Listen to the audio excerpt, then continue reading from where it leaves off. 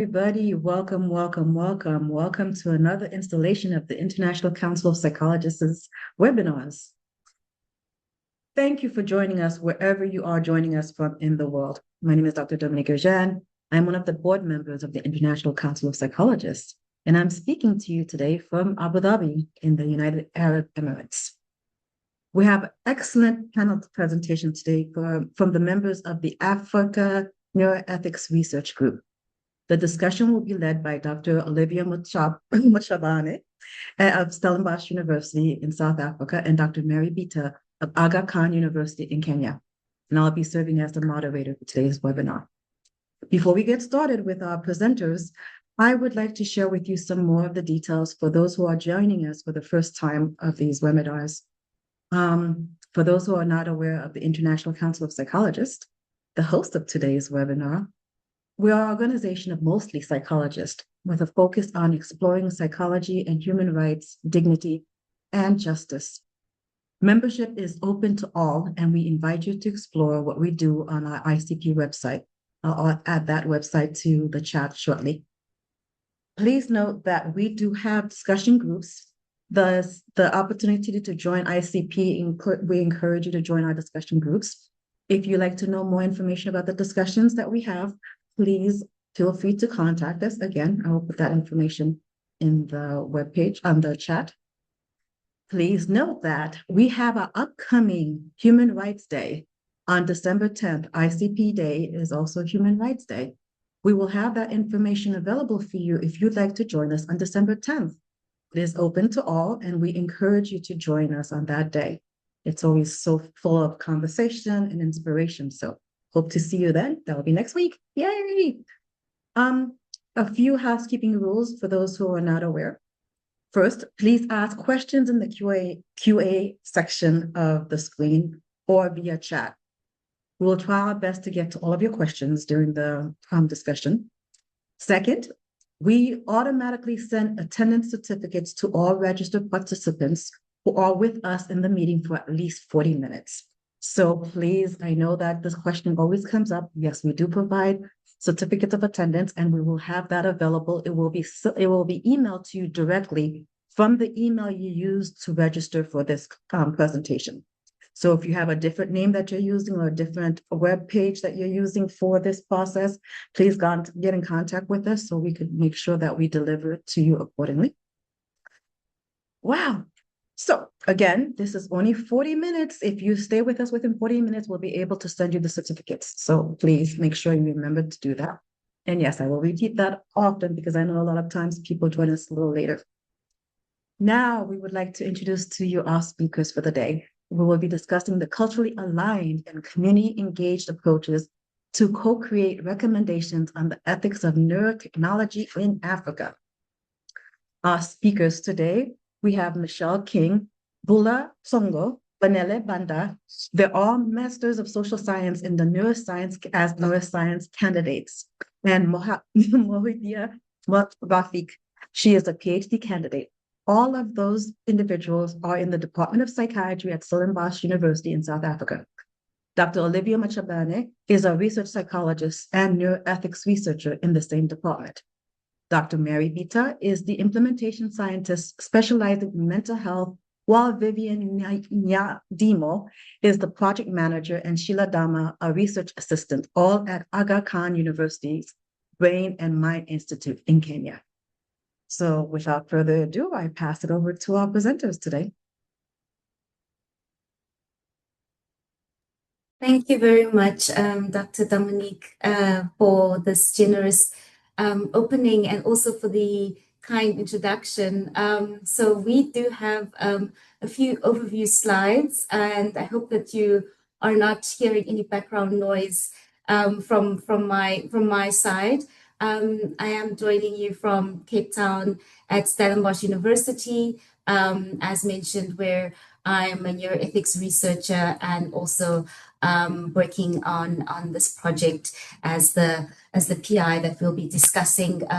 We would like to share some context in terms of the global landscape of neurotechnologies and how we've come to think about the culturally aligned approaches that we've tried to initiate through the project. I'm going to share slides in a second.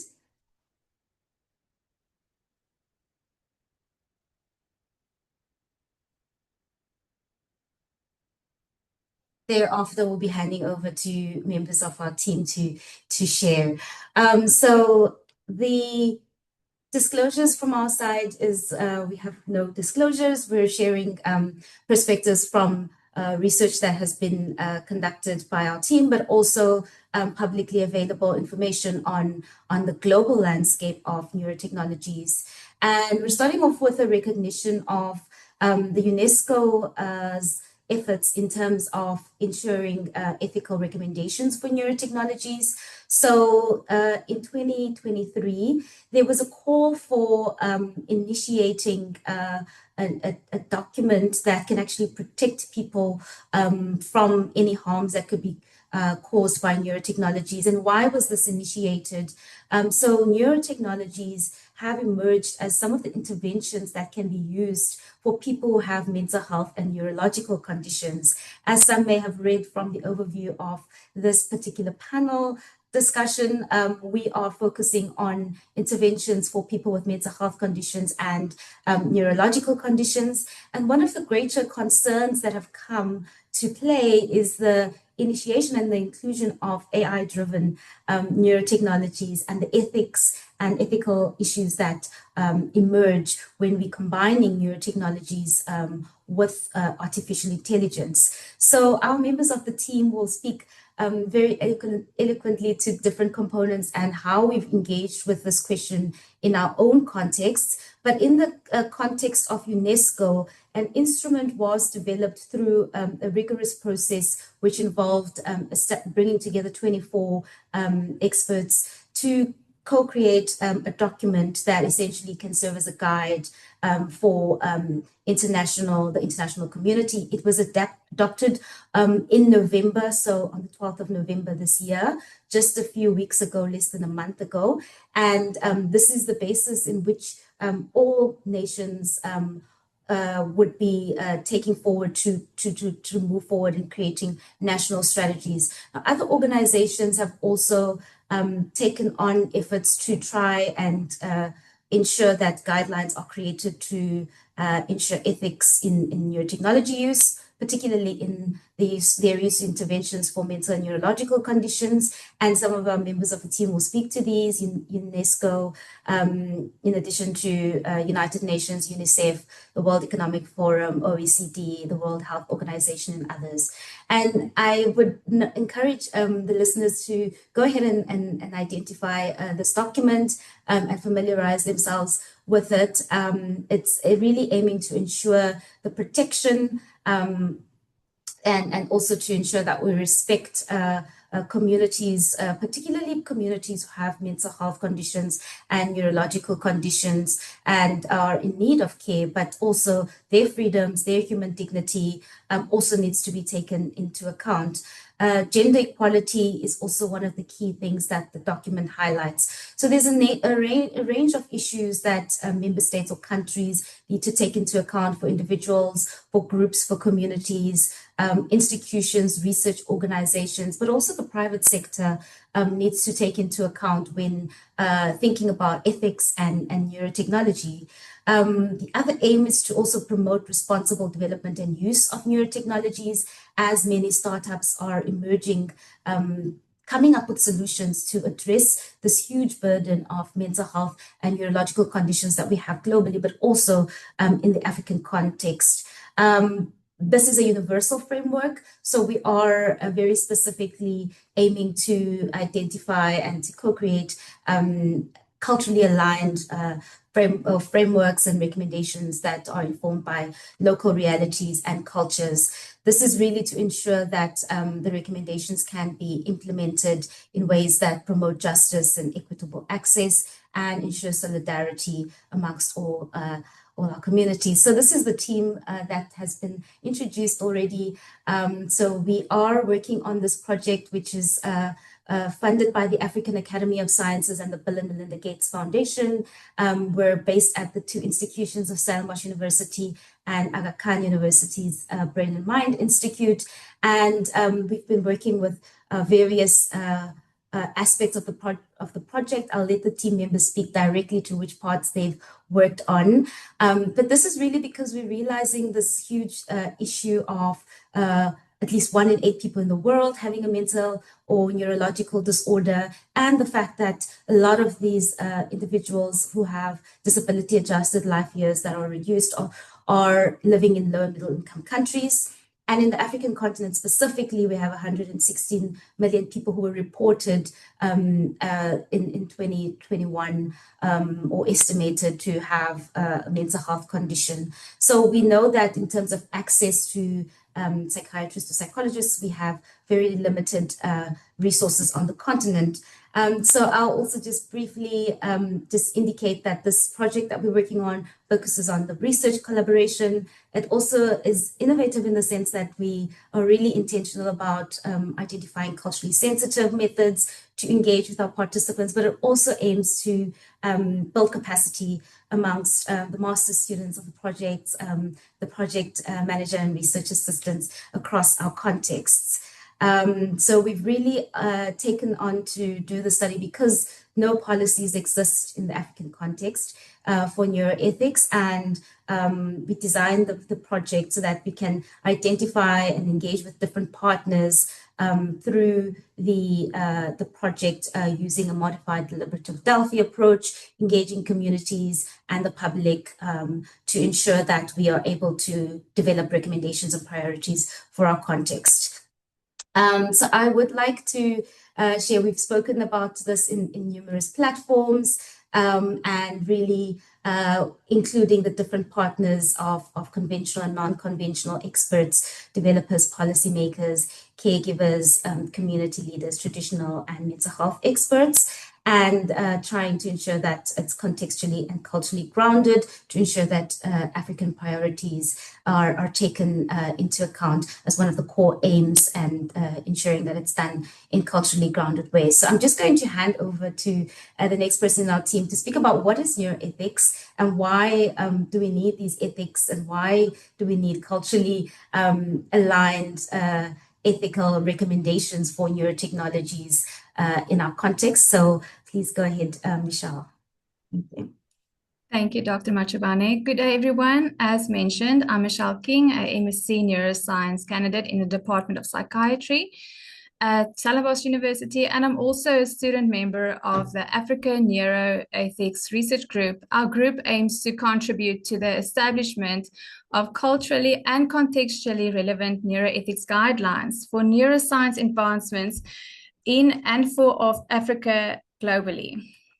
So neuroethics has developed in recent years as a field that connects bioethics and neuroscience, drawing on a long history of reflection on ethical issues related to the mind and human behavior. At its core, neuroethics addresses the ethical, legal, social, cultural, and policy implications of neuroscience. These considerations involve questions about who collects our brain data, what are the risks of misuse of our brain data, whether and how to share brain data ethically, the risks of enhancement from neurotechnologies which may amplify existing social inequalities, and how decisions about applying neuroscientific findings are made. It is important for us to consider that while emerging neurotechnologies have the potential to alleviate suffering among people with mental health and neurological disorders, they can also introduce challenges related to privacy and judgment. As cultural perceptions towards these concerns are not uniform, meaningful participation from diverse voices is critical in shaping neuroethical frameworks. There are a number of frameworks that are emerging in this space. In October 2025, the World Economic Forum published an overview article called Beyond Neural Data, Protecting Privacy Across Technologies, and emphasized that even though neurotechnological innovations hold transformative possibilities, they can also carry risks to privacy, personal identity, and autonomy, as they have the ability to access and potentially affect the most intimate aspects of human experience, the human mind. So UNICEF launched a report in July 2025 on neurotechnology and children's rights, preparing for the future. This report was produced in partnership with many of the other organizations focused on neurotechnology and ethics, and they emphasized a child's rights-based approach that a major challenge in developing neurotechnologies for children is that the brain of a child differs fundamentally from an adult brain. So because it's still developing. But because of these developmental differences, results from adult neurotechnology studies cannot be assumed to apply to younger populations, and in fact, may present unique vulnerabilities. In the overview paper, the World Economic Forum acknowledges various regions and institutions that are working on neurotechnology regulations. The regions include Latin America and United States, and the institutions include OECD, the European Union, UNICEF, and of course, UNESCO, who adopted the world's first global normative framework on the ethics of neurotechnology called Recommendations on the Ethics of Neurotechnologies, which entered into force on the 12th of November 2025. Now, I would like to hand over to my colleague, Vanele, to reflect further on the landscape of this area. Thank you. Thank you, Michelle, for such a nice introduction on today's topic. I'm Vanele Banda. I'm a MSc Neuroscience candidate. I'm also a research assistant in the neuroethics research group based in Stellenbosch University. So I would like to speak a little bit on the landscape of neuroethics and neurotechnology, which currently faces a critical tension between speculative inquiries and practical clinical implementations. So dialogues in ethical discussion, explicit ethical assessment in clinical setting remain a big topic, with discussion typically addressing ethical concern related to what is called neurohype, as opposed to empirical and conceptual research that has been done in this diverse context. So the gap between the ethical framework and real-world practice is found to be compounded by significant geographic and cultural differences. When it comes to neuroethic guidelines, which remains highly influenced by the Western literature, there's a limitation in the representation of the East Asian, Latin America, African, and indigenous framework. Therefore, calling for a need for inclusion, as data shows that neurotechnology is being introduced in these regions, and or they are actually actively being used. So the world is changing, as we all know, and it's getting more advanced, with artificial intelligence being integrated in the health space, mental health to be specific, and the emerging of neuroscience in the African context, and the advancement of neurotechnology, which also comes with their own new and present their own new challenges around brain data usage, algorithm biases in the mental health application, and the neural data privacy that requires urgent attention. I think filling in the gap starts with international organizations like UNESCO and the UN Human Rights Commission, which are actively developing neurotechnology governance framework and addressing mental health privacy, freedom of thought, and cognitive biometric data protection. But they can also be inclusive of the African perspective and indigenous knowledge and the integration. In recognition of the UNESCO recommendation that has been mentioned, that is an excellent example of having an African nation such as South Africa, the Democratic Republic of Congo, Kenya, Egypt, Tunisia, for instance, to be presented. So I believe from now on and moving forward, there is a need for us as in the African nation to take the recommendation forward to the next step and incorporate important priorities that are crucial for our countries. And then in this webinar, I'm glad that my colleagues will be speaking to some of the priorities that have been identified in South Africa and Kenya on our ongoing research. And now I would like to hand over to Dr. Olivia to speak more about the study that we've been conducting in this context. Thank you. Thank you so much, Manele, and thank you, Michelle. And I think as the kind of lead in the South Africa side, I just want to expand a little bit more as to what we have done in our context. And this will be very brief and allow more time for those who've actually been involved in engaging with partners, including people with lived experiences and scientists, to actually share what has been coming up. So as mentioned, the project that we're working on specifically in the African continent, or in our countries in the African continent, but also involving experts from different parts of the regions, is really aiming to establish a contextually and culturally relevant neuroethics frameworks for neuroscience in Africa. And we have engaged with almost 200 people to date, and also scientists from 10 African countries. So we really are expanding and growing in terms of what we're learning are important considerations to ensure that any guidelines that are developed in our context are culturally and contextually aligned. There are overview issues that have been emerging, which include making sure that there's destigmatization of the brain and mental health conditions that we're going to be, my colleagues will be speaking to specifically, that we're focused on creating opportunities to share information so that there is an opportunity to destigmatize these conditions, ensuring that people have fair access. So if we are to have these new technologies widely accessible in other parts of the world, how are they going to be accessible in our context? And how are we going to ensure that it's equitable? And also the frameworks that are emerging or that are in existence for mental health, for instance, like in the South African context, where we have the National Mental Health Policy Framework and strategic plan that really is aiming to protect the rights of people with mental health conditions.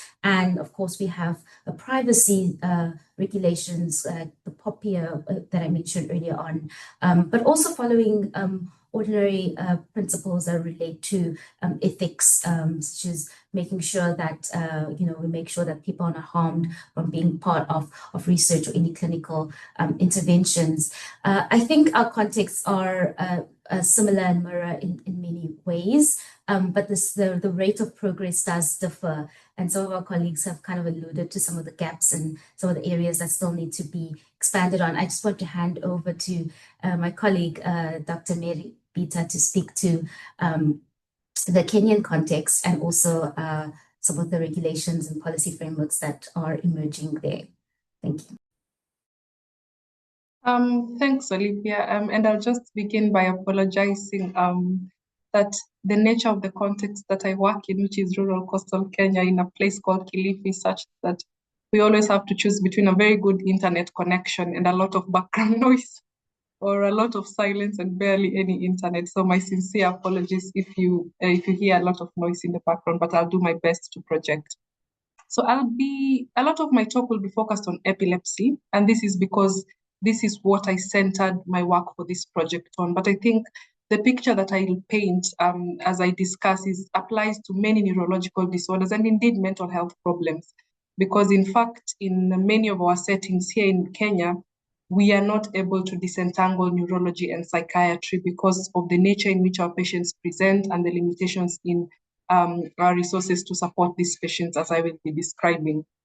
So just for context, epilepsy is a neurological disorder characterized by abnormal electrical activity in the brain, which causes unprovoked seizures, but most importantly, epilepsy is treatable. And if with proper care, people with epilepsy can live very normal and productive lives. In Kilifi, where I live and work, the prevalence is about 4.5 per 1,000 people, so it is a very prevalent condition. But and this is actually represents many parts of sub-Saharan Africa because of the many risk factors for acquiring epilepsy. But unfortunately, for example, specifically in Kilifi, where I work, 60% of people with epilepsy do not receive any appropriate treatment. And just for comparison, this figure is about 10% in high-income countries, just to demonstrate the disparity. And one of the big causes of this, what we call this treatment gap, is we have severe shortages of specialists. So in Kenya, it's estimated that now I think we have around 30 neurologists in the country and about 130 or 140 psychiatrists, but most of them are distributed in or near large cities like the capital city, Nairobi. And for example, here in Kilifi, where I live, which is a county where 1.5 million people live, we do not have a neurologist. And then when you look at expenditure, for example, the national health budget, only about 0.01 of the health budget is allocated to mental and brain health. And this may translate to something like 5 cents in US dollars per person, which is negligible in terms of the care that people with these disorders require. And so as a result, you find that in settings like mine, many families resort to seeking care from traditional healers and faith healers. And this is important for me to mention because you will see why these people are really important to include in our discussions in the project. But at the same time, there have been very important policy shifts in Kenya. So for example, Kenya launched a 15-year strategic plan called the Kenya Mental Health Policy. And then we had actually an act of parliament, a Mental Health Act, which just ensured that the Kenyan constitution, which is based on upholding the rights of the citizens, aligns with the mental health services. For example, they were very keen on integrating mental and brain health care in primary care, reducing the treatment gap, and there was a really strong emphasis on protection of human rights in that act. But I think one of the biggest recent breakthroughs in Kenya has been repealing of Section 226 of the Penal Code, which was criminalizing suicide. Now that has been decriminalized. And just this kind of frameworks, although, that act, for example, was very specific on suicide, but these kind of frameworks are just affirming that the crisis of brain and mental health, these are social issues, these are not crimes, and that people living with these disorders, for example, epilepsy and its psychiatric comorbidities, they're also entitled to non-discrimination and to access to services. And they're also really entitled to the protection of their human rights. So on paper, Kenya is moving in the right direction, but there's still a very large gap between policy and the actual experiences of people living with epilepsy and other neurological disorders in this setting. And it is in that ecosystem that we are now seeing an evolution of new neurotechnologies. They're arriving very fast. There's greater use of EEG now, which is electroencephalographies for measuring, for diagnosing epilepsy, neuroimaging, neurosurgery. And we're also seeing challenges like drug-resistant epilepsies, etc. And this advent, for example, of digital AI-driven tools, they're offering very real opportunities for us, but they're also raising very difficult questions in our setting. So, for example, like who gets access to this technology? How do we obtain consent in the setting where culture and spirituality are really important frameworks in how we access and respond to care? And really pertinent questions like who actually owns brain data, and how do we avoid widening inequality between places where this neurotechnology is developed and our settings where it is almost always primarily just deployed, and in many circumstances without proper testing and contextualization. So those are the kind of questions that the project that Olivia and I are working on, we're trying to answer. And we sort of did it in 3 phases. Of course, a thorough review of literature, and we did not just look at neuroscience literature. We looked at psychiatry literature, bioethics, traditional healing literature on community engagement, etc. And we're just trying to identify what are some of the current ethical issues that we are seeing in the study and practice of neuroscience in the African context. And then empirically, we conducted what we call a baraza, or I think the South Africans call it an imbizo, which is essentially a community engagement event where experts share accessible information, and then participants also just get a chance to discuss concrete scenarios, like, for example, wearable devices like the EEG that tracks seizures and moods, or the use of brain recordings in research. And we just wanted to hear in their own words, like what worries them about, and also are these neurotechnologies really culturally safe? And then after that first phase of community engagement, we took a deep dive now, and we talked to people with lived experience, and we just wanted to understand what their cultural experiences have been in interacting with neurotechnology. And the aim of this was just to ensure that we are linking the ethical issues that we're trying to examine with their real life experience. So we wanted to make sure that they feel respected, they felt listened to, and that actually we were embedding our work on people's real encounters with this neurotechnology. And then the last phase, which is now the ongoing phase, is that we hope to bring experts together to try and prioritize these issues. And the goal of the last phase will just be to attempt to develop contextually grounded recommendations and policy guidelines for neuroethics and neurotechnology research in Africa. And specifically for the Kenyan context, we hope that, we'll be able to inform how Kenya's evolving laws and policies can actually be supported by the tools in a way that is actually equitable, that has cultural humility, and that in fact respects the people with lived experience. So I think I can just finish by saying Kenya is at a turning point. We are really strengthening our legal and our policy foundations, but at the same time, we have very powerful neurotechnologies which are becoming available, and our hope is that we can actually be able to combine the reading of African scholarships with very genuine dialogues among people with lived experience, so that research and care is not just guided by the technical possibilities of this neurotechnology, but also by justice, by dignity, and by African values. Thank you. And now I'll hand over to my colleague to speak next. Thanks.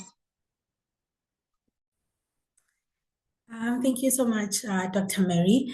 My name is Buhle Songo. As introduced, I am a master's student at Stellenbosch University. Today, I will focus on people with lived experience of mental health conditions as co-creators of neurotechnology guidelines. And I will also highlight the process that we took in getting to the guidelines that was followed in South Africa, as well as the findings. So as Dr. Olivia mentioned, the field of neurotechnology is expanding rapidly, especially non-invasive approaches such as TMS, which is transcranial magnetic stimulation, as well as the virtual reality exposure therapy. But these innovations, as they evolve, so do the ethical questions surrounding them. And one important gap then remains, which is the voices of those who use the technologies, which are often missing from the guidelines, which are meant to protect them. So our study set out to try and address that. We explored South African people with lived experiences of PTSD to understand their perceptions, attitudes, as well as cultural factors which may inform the ethical priorities relevant in the African context. To do this, we followed or employed a 5-stage modified deliberative Delphi expert approach, and using mixed methods. So we had individual interviews with 12 individuals with lived experience of PTSD, where we administered DSM-5 PTSD scales and a cultural humility scale. This was then followed by a focus group discussion and a priority setting survey. This allowed us to move beyond a simple data collection and instead engage participants as partners in deliberation, reflecting, refining, and informing what ethical neurotechnology should prioritize in Africa. So from the qualitative part of the study, we identified 8 themes.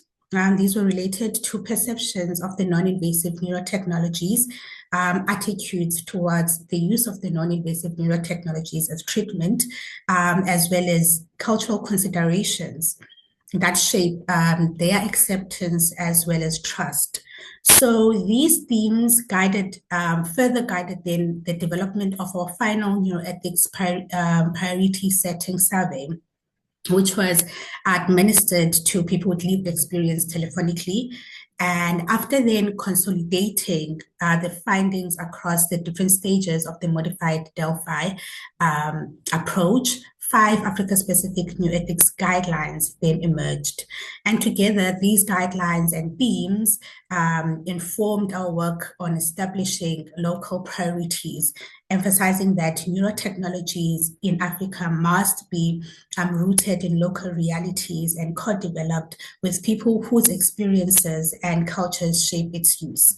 And I think the highlight or core point that I want to send out today is that our findings demonstrated the importance of including people with lived experiences of mental health conditions in the development of guidelines, and that their contribution ensured that the guidelines are inclusive. They take into account their specific challenges and needs, as well as they recognize the uniqueness of African people and communities while respecting their cultural identity and also managing expectations that might be raised by the neurotechnologies. And importantly, the co-creation helps build trust between the scientists as well as the people with lived experiences of mental health and also African communities. And by co-creating with people who live these realities daily, we move closer to neurotechnology guidelines that are not only scientifically sound, but are also culturally relevant, social just, and ethically grounded. Thank you.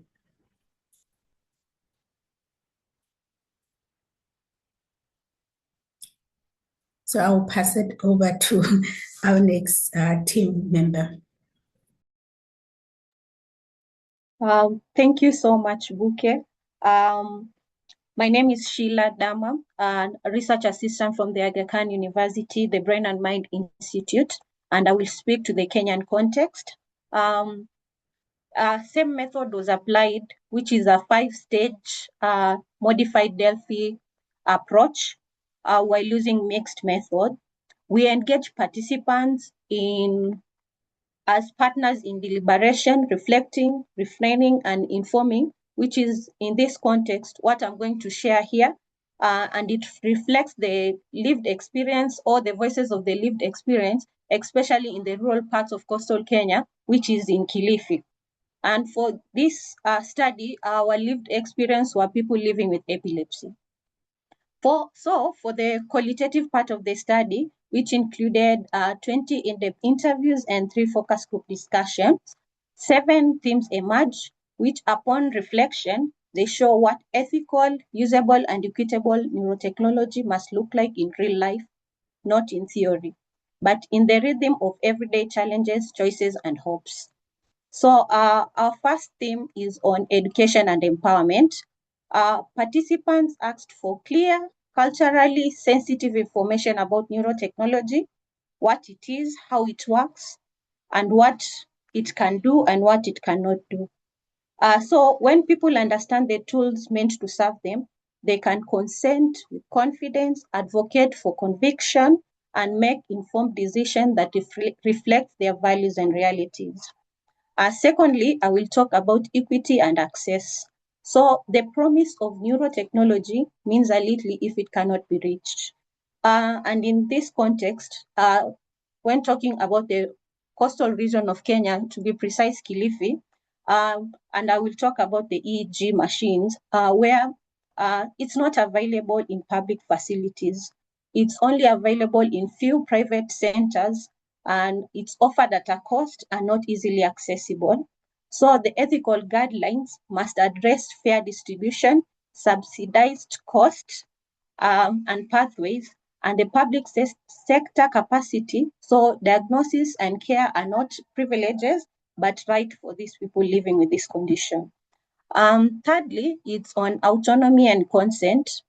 Consent cannot be a one-time signature where you give a paper, someone signs. But in this case, they were advocating for device adoption and collective sensitive neural data, where consent must be a continuous relationship. Participants asked for use of plain language, real options to pause or withdraw, and a clear explanation for how the data is used, because dignity depends on choices. Like whenever you administer consent, at least give some information about what you're going to capture from them. And then fourth, it's on safety and usability. Like everyday challenges like fatigue, motor impairment, and cognitive load define what safe use means. So guidelines should mandate user-centered design, minimal cognitive burden, fail-safes, and pathways for quickly reporting and resolving usable issues in low-resource contexts. And we also identified like dignity and stigma, where neurotechnology can change how people see themselves or expose conditions that carry stigma. So ethical guidelines in this regard must protect against discrimination, perceive privacy, and ensure communication that affirms dignity and inclusion. Technology should also never deepen isolation, it should strengthen belonging. We'll talk about transparency or transparent roles and expectation. For this case, the lived experience wants to see how their input shapes outcome. In terms of reference, should make decision-making authority visible, establish feedback loops, and show exactly how community recommendations are adopted. Accountability is a promise and not a structure. Lastly, shared decision-making. They call for clear, formal, continuous, public and private or patient involvement in governance and design, representation with voting power, community co-chairs, fair compensation, and mechanisms that evaluate whether co-created designs are implemented or not discussed. So what does this mean for the guidelines development? It means integrating lived experience from the start, co-creating priorities, risk thresholds, usability criteria before making technical choices. It also means designing for rural realities, like planning for power cuts, limited connectivity, like Dr. Abita has said, in Kilifi, you either choose to have internet in a quiet place or have it in a very noisy place. And then transport barriers and language diversity, while building mobile services and strengthening public systems. It means building consent for process, not a form. It also means guaranteeing equitable access through minimal public provision standards, transparent pricing, and insurance pathways. It also means publishing how community inputs changes guidelines and tracking adoption with metrics defined by the lived experience advisors. To conclude, the people living with epilepsy and in rural Kenya are not passive recipients of innovation. They are architects of ethical practices.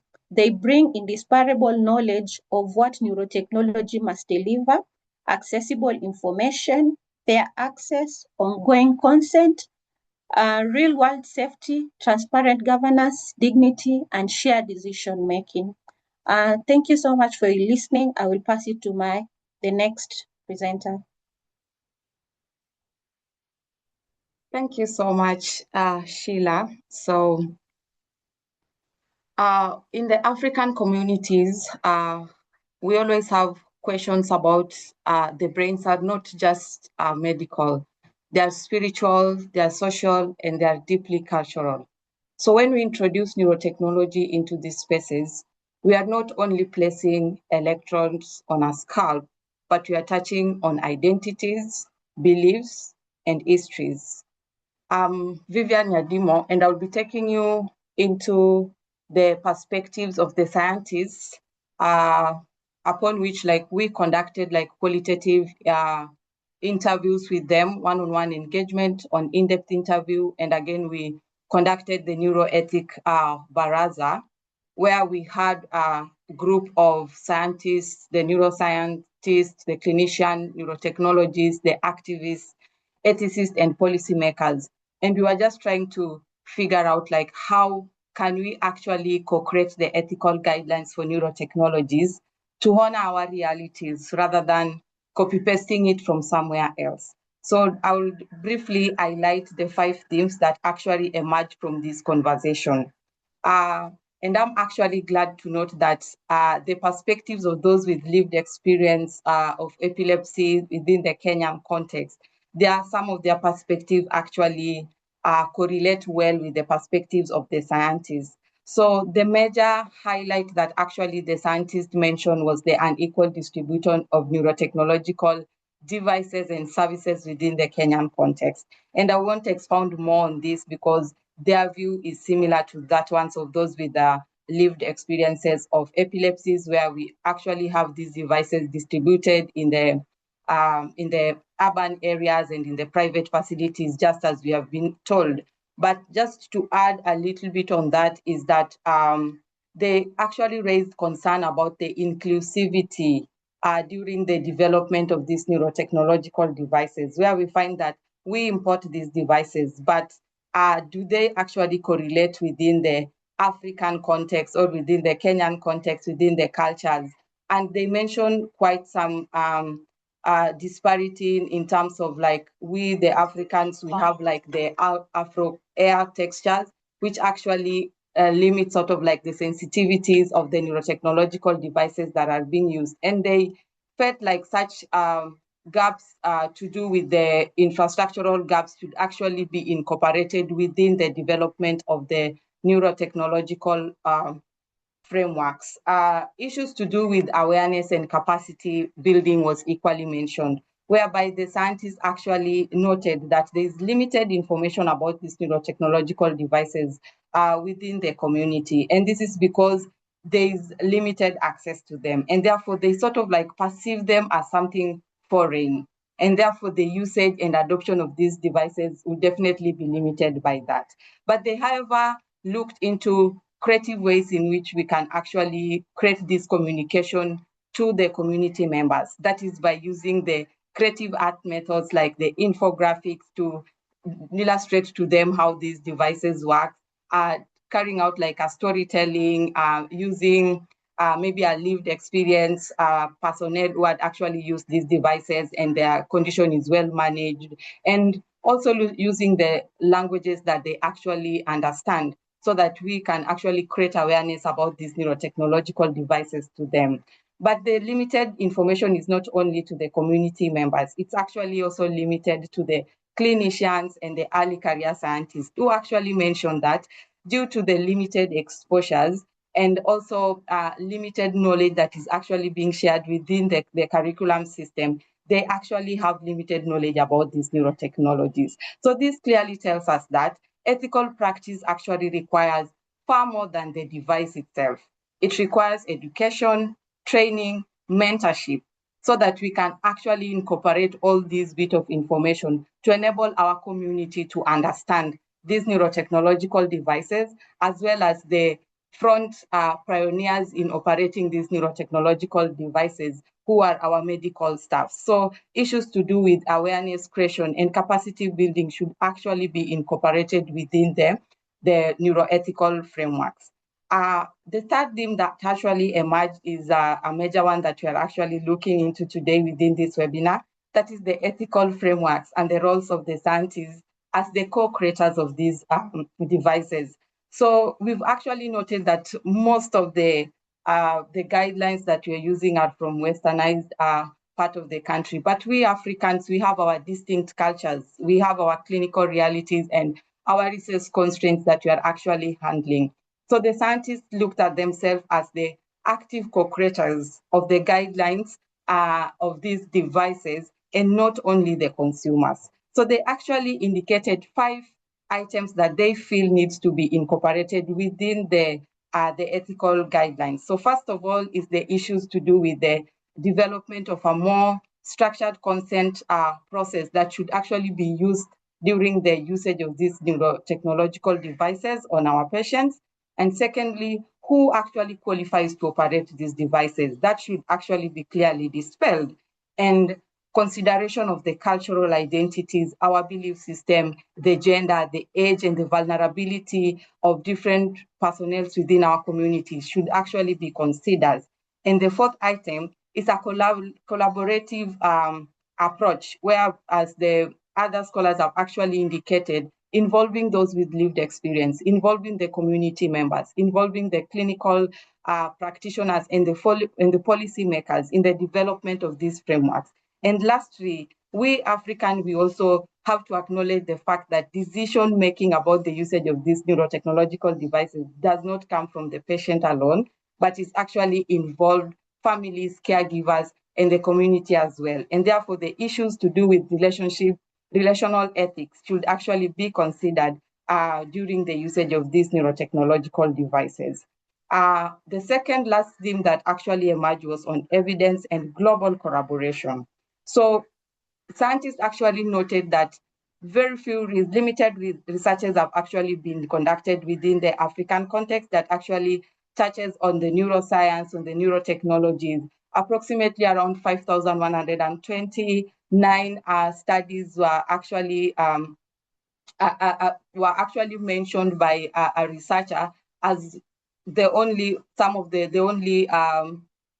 work, the neuroscience work that is actually being done within the African context, with South Africa, Morocco, Tunisia, Nigerian leading. And within the Kenyan context, we have like less than 3% of the articles that we actually produce that looks into these neurotechnological researches. And therefore, this simply tells us like there is a gap. If we have limited researches within our system, then it will be very difficult for us to understand the risks, the benefits, and the safeties that are actually related to the usage of these neurotechnological devices. And scientists actually saw themselves as like a bridging gap, whereby they can actually translate the global tools into the local realities and ensuring that these neurotechnologies align within the cultural expectation and the health system capacities of the Kenyan context. So they also equally called for the cross-country collaboration, as we actually see that most of these neurotechnological devices, especially the AI diagnostic tool, the neuromodulation tools, the very few of them are within the Kenyan context, but majority could actually be found in the South African countries. And so they call for that cross collaboration to enhance the knowledge. And so issues to do with researches and global collaboration, they felt they are key to be incorporated during the development of the framework. And lastly, issues to do with the cultural beliefs and the worldview. So we are actually introducing neurotechnologies where illnesses may be actually be understood through spiritual, ancestral, and supernatural lenses. Just like we have been told, there's stigma surrounding the mental illnesses or neurological conditions, which actually makes most of the patients to fear carrying out a test, brain-related test.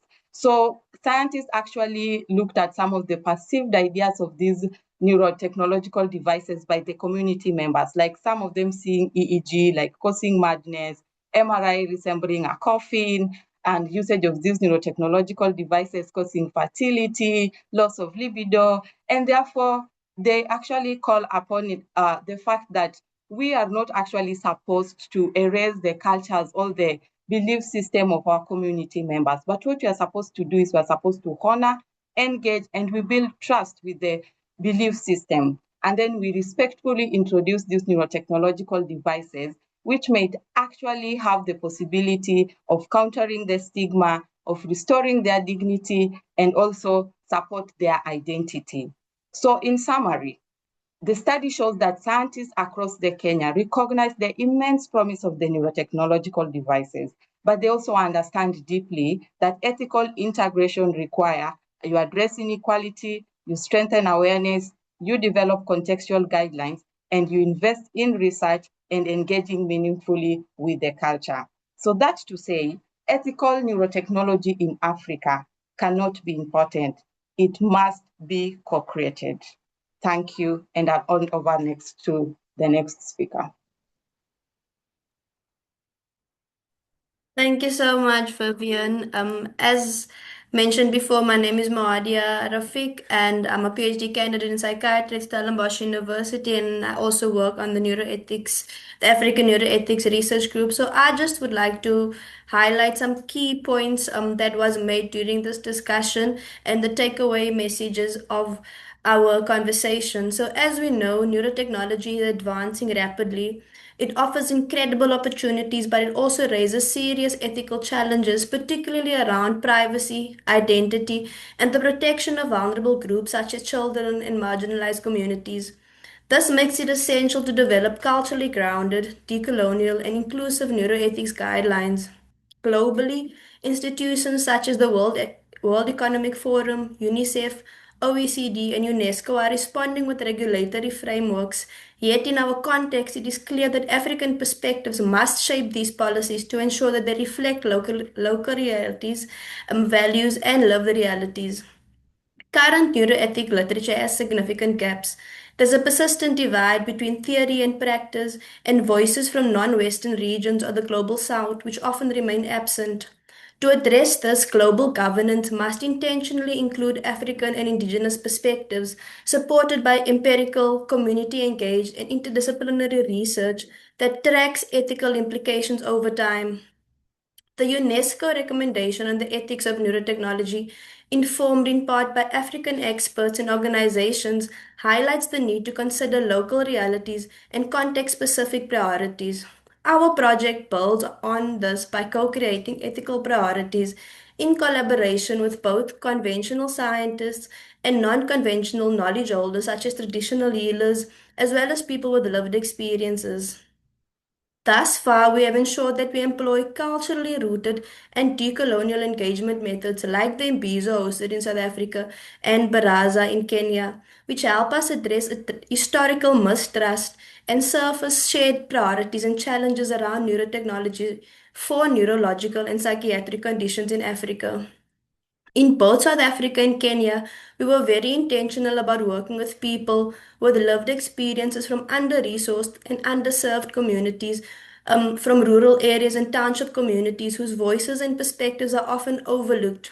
Across both countries, in our data collected, participants emphasized that ethical neurotechnology in Africa must be grounded in education, equity, cultural relevance, governance, and the protection of dignity. Thus, we hope our work informs global standards such as the development by UNESCO and other regulatory bodies to include real life views of people on the ground. From our preliminary data, we identified five similar overarching cross country priorities from participants with lived experience. So these are the priorities across Kenya and South Africa that we've consolidated into five similar overarching priorities. So, number one is to have culturally sensitive education, knowledge sharing, and empowerment. Secondly, equitable access and context responsive service provision. Thirdly, autonomy, consent, privacy, and data protection. Fourthly, safety, usability, and evidence based neurotechnology for the African context. And lastly, for us to have transparent governance, community engaged roles, and shared decision making.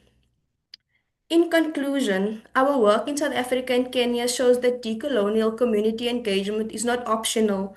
It is the foundation of neuroethics guidelines development in Africa. By co creating with scientists, traditional and spiritual healers, and people with lived experiences, we build guidelines that honor African ways of knowing, African values, African realities, and African futures to avoid perpetuating any form of coloniality. We would like to propose a potential pathway forward that is inclusive of more African countries to establish ethical neurotechnology in Africa, which emerge from shared authority, grounded community partnerships, and context specific priorities shaped by those who live these experiences daily. By embedding decolonial principles such as centering African values like Ubuntu, redistributing power among those affected by these conditions, and ensuring diverse and cross cultural collaboration and meaningful participation at every stage of the research process, we can achieve neurotechnology that is safe, effective, culturally aligned, socially just, and genuinely African led. Because at the end of the day, African representation is vital in this neurotechnology field that is emerging. Thank you very much, guys. Thank you Thank so you very much for much. this. Thank you so much for such an enriching and enticing conversation. I'm tempted to say that we might have to have you guys come back so that we do have an opportunity to do Q&A. This was such a teaser, and it was so worthwhile to listen to all the in-depth things that are going on. For the sake of time, I don't want to open it up for conversations because we will be cut off abruptly. So may I propose that you consider to join us again, so that we could have a part 2 for this, maybe go into a little bit more details of what's going on in Kenya and the research that co-collaboration that's been going on. So, any other thoughts, Mary? Because I'm realizing that I don't want you guys to get cut off automatically. Apologies for all those who are listening, but this only tempts you to come back and listen to us again. I'll So just share our screen to say thank you very much, and also thank you for our funders for our work. Thank you for this opportunity to share our perspectives from our South African and Kenyan context. And yes, we look forward to coming back to engage further in discussions. So thank you so much, Mary and Dr. Dominique. thank you so much. This was a really enriching and enlightening and interesting presentation. I think everyone who has listened has learned a great deal today. Thank you. It's So very stay tuned for inspirational. an email from me, and you will be invited to continue this conversation if you don't mind. So we'll think about how to make this happen, even if we squeeze an additional webinar for next year. And lastly, before we do get cut off, we do have one more webinar that's coming up next week. That is right before ICP Day, which is the one that's going to be talking about more community knowledge of intersectionality. So join us next week for our next webinar, and see you on ICP Day on the 10th, and you will be seeing this panel again very, very soon. So happy holidays, season's greetings, happy summer, happy fall, happy winter. Thank you so much, and we will talk again soon. Bye, everybody.